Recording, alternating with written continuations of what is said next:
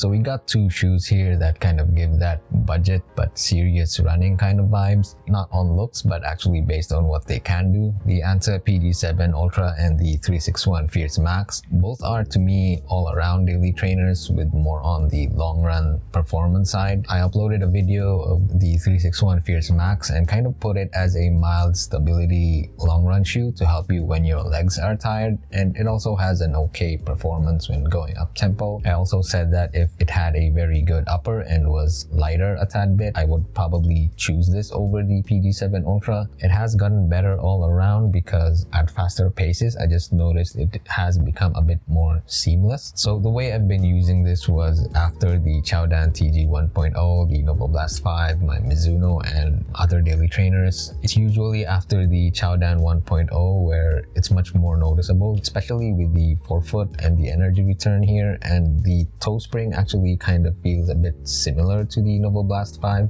Now I do like the heel landing of the TG 1.0, but I don't like the transition to the forefoot, especially when compared to the good forefoot sensation here when you toe off with the Fierce Max. The heel has gotten softer a bit, not much with the forefoot, but it still has that good energy return. I did notice that it has gotten a bit more flexible. Going up tempo is a bit more seamless and a bit more smoother. On paper, the PG7 Ultra weighs 280 grams on my US size 10, while the Fierce Max leans a bit heavier at 306 grams. It is slightly heavier, but for a US size 10, that's still quite light enough for me. At the reference size, usually a US size 9, the Anta is listed at 253 grams, while the 361 was listed at 299 grams. Both are 40 millimeters in the heel and 32 millimeters in the forefoot, and both of these at a size 10. It's a rough measurement, so take that with a grain of salt. The Anta kind of feels like I'm standing taller though, like it has a taller stack height here in the heel. It could probably be due to the softer top performance foam, and also it's mushy or softer insole, so when I stand up it kind of compresses when I lay back. Now the Fierce Max at a glance looks a bit overbuilt in the rear. It has a TPE nylon shank wedged between the top foam and the firmer bottom foam. It has a midfoot cutout to give some flexibility, while the Anta PG7 keeps things simpler with a single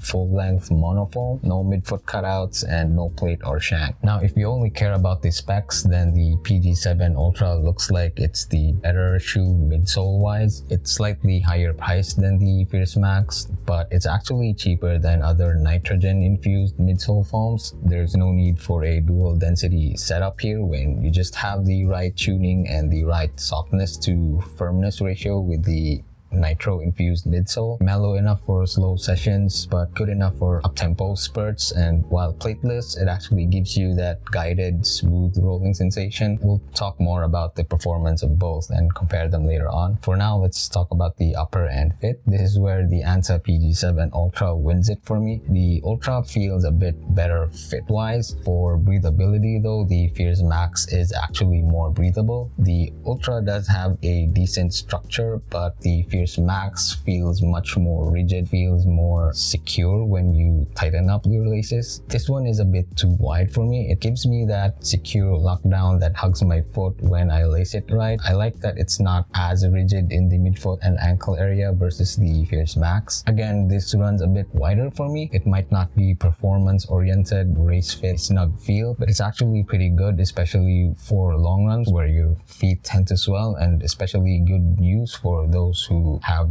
wide feet. The Fierce Max has a stiffer upper, not as refined, especially the inside of the shoe. You can just feel it when you place your foot inside. It's not as roomy as the PG7 Ultra though, but it is still forgiving for those who have wide feet. It's just not an overall comfortable kind of fit versus the PG7 Ultra. So if you want a snug, fast feel, none of these will do. If you want something easier for daily wear or for long runs when your feet swell, the PG7 Ultra should be your pick. Now let's talk about the ride and feel. This is where the main differences of both shows up. The PG7 Ultra rides soft, but not very soft. It does have that light spring, but it's not energetic. It kind of wants me to move a bit faster than my easy pace in a way, but it's not through a fun or lively kind of experience. It's more of a smoother roll and not much pop off the ground, but it does have that kind of nice sink. It's also not as deep. It's quite versatile. It's great for steady runs, long runs, and even some workouts. Fast workouts were good here. It's not great compared to true up-tempo shoes, as you kind of do feel some heftiness with this one, especially when it's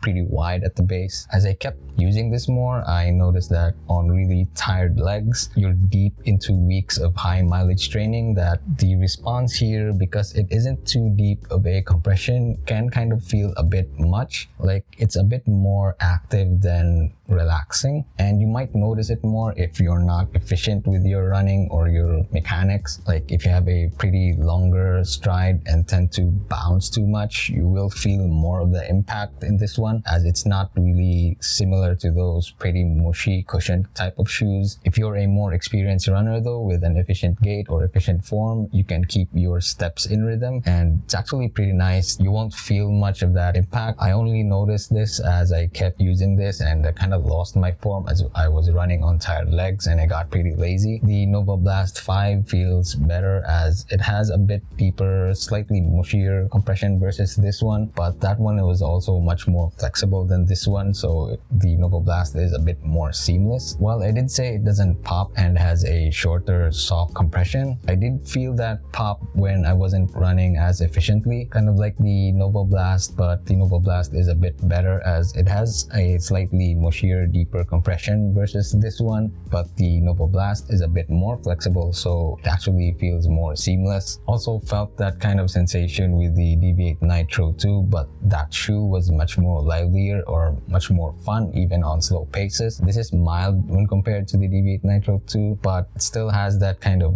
more active than relaxing when going slow, or that pop. Kind of like the compression is met with a harsher kind of resilience. Now this isn't a harsh shoe because really this isn't harsh. The TG 1.0 on long runs actually felt harsher at the end of the long run, because when it goes flat, you're just kind of like stepping on a slab. The PG7 Ultra isn't as soft or cushiony at the beginning of those long runs, but it was just consistent throughout. It does get slightly a bit flat at the same effect, like slapping on the ground with a slab under your foot like the TG 1.0. It's because of the resilience here, and to a lesser degree than the TG 1.0. In other words, this is still a bit more protective than the TG 1.0, where it just collapses due to the softness and just becomes flat. Now with the Fierce Max, it actually has that kind of a flat feel going slow, and when I mean flat, I just mean that it's less engaging. The foam here in the forefoot does sink in, but it doesn't quite spring back up immediately. Like you're only sinking to that soft mushy insole in the forefoot and the softer foam here, but once you pick up to a steadier, easy aerobic pace, it actually wakes up. It's springier, especially when you're a midfoot to forefoot striker. You do get a deeper compression and smooth rebound at the forefoot versus the PG7 Ultra, and what keeps rhythm well is the flexibility here. You don't actually feel much more of a pop or a springboard kind of effect, because the transition to your forefoot is already ready for that drive to push forward. Again, kind of similar to the Nova Blast 5, I guess, just right here in the toe spring. Now, this isn't as flexible as those lower stack height shoes, but it isn't that stiff either, especially with the midfoot cutouts here. It actually feels slightly better during up-tempo paces like 5:30 per kilometer and below. Unlike when it was new, it was slightly stiffer. It has a more natural toe-off feel now for me. Also with the mild stability features here, it's not really like those flimsy or too flexible kind of shoes. The midsole system or the stability system here actually works. Now, it's not a stability shoe with guide rails or a high medial post, so I guess this is a mild stability shoe. To me, this does help, especially when I'm tired late in my long runs. It just feels a bit clunky going faster than 10K or your 5K paces, and I feel like I need more flexibility in the upper upper here when going faster. It kind of sort of bothers you a little bit, but I do get why this has to be stiff, as it sort of works in tandem with the heel system here to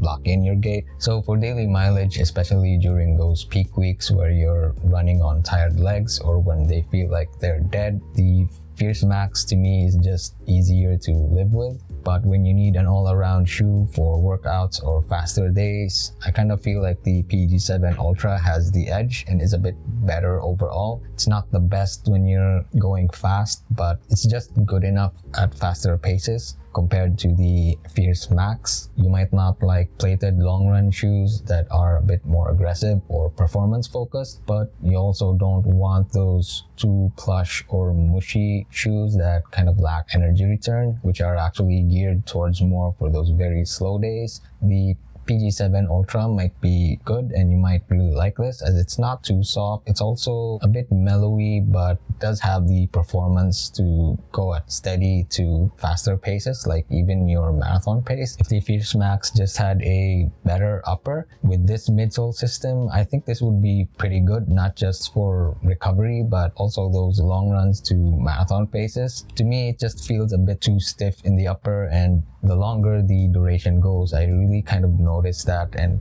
sort of is a little bit bothersome, but your mileage may vary. The PG7 Ultra has a more simple build, or a simple approach, with just the monofoam. They made it a wider base, slightly higher arch. I guess it is a bit stable, and I'm not really one to speak about stability, as I don't need stability shoes, but this is pretty stable for me. It's pretty wide in the base. It's a better all-arounder that can go fast and easy, but I also feel like I would need an extra shoe that's actually more plush than this one when I'm just not feeling it and when I really just want to slow down. With the Fierce Max, it has a stability system that works, but it's the kind that hinders up-tempo performance, even though I think that the front or the foam here is more performance-oriented. I would still probably need a good up-tempo shoe to pair with this one. Not really quite for those who are looking for a very comfy upper. It's just less refined. It has some extras that aren't really that necessary, but if you can ignore that, you know you're getting what you're paying for, then this could be your good partner for those long runs. That's all for now. See you in the next one.